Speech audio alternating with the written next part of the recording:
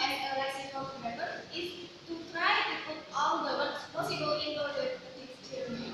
My job isn't to decide what a word is. That is your job. Everybody who speaks English decided to get words covered and words not covered. Every language is just a group of people who agree to understand each other. Now, sometimes when people are trying to decide whether what is good or bad, they don't really have a good reason. So, they say something like, because grammar. I don't actually really care about grammar too much. Don't tell anybody. But the word grammar, actually, there are two kinds of grammar. There is the kind of grammar that lives inside your brain, and if you are a native speaker of a language or a bad speaker of a language, it's the unconscious rules that you follow when you speak that language. And this is what you learn when you learn a language as a child. And here is an example. This is a book, right? It is a book. Now there is another one. There are two of this. There are two exactly. You know how to make the plural of what? That rule life in your brain. You never had to be taught this rule. You just understand it. This is an experiment that was invented by a professor at the University and his forgot lesson back in 1958. So we have been talking about this one all the time. Now, there's kind of natural rules that exist in your brain. They are not like traffic laws, they are not like laws of nature. And nobody has in your mind, you obey a law of nature, right?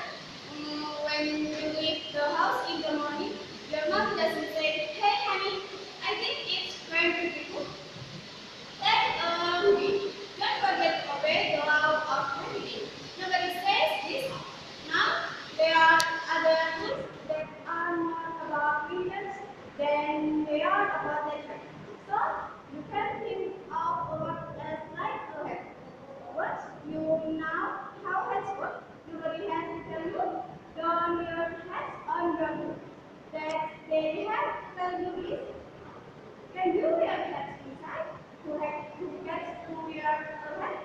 What are the kind of hats you have to wear? Those are one of the second kind of grammar, which linguists often call usage as opposed to grammar. Now, sometimes people use this kind of loose grammar to discover people grammar awkward, and I think that is well suited. So, for example, people are always telling you be creative, make you music. You are inventing science and technology. But when it comes to work, they are like, no, creativity stop right here. We work snappers, give it rest. But that makes no sense to me. What are we should have more of them. I want you to take as many new words of this book. And I'm going to tell you 6 ways that you can use to make new words in English. The first way in the simple ways, the shift we still stem from other languages. Lexical history, but we never give the words back. So I'm just going to be understand how it's theory. We speak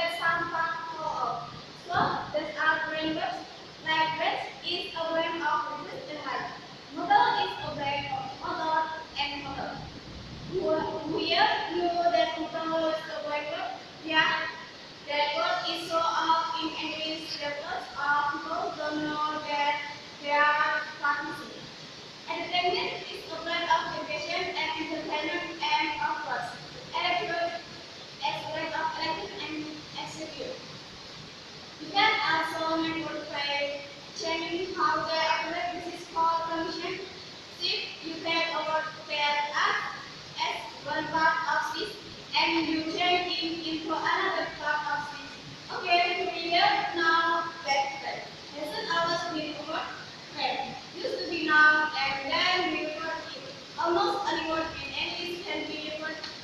You can also take adjective and make them into nouns. Commercial used to be an adjective, and now it's a noun.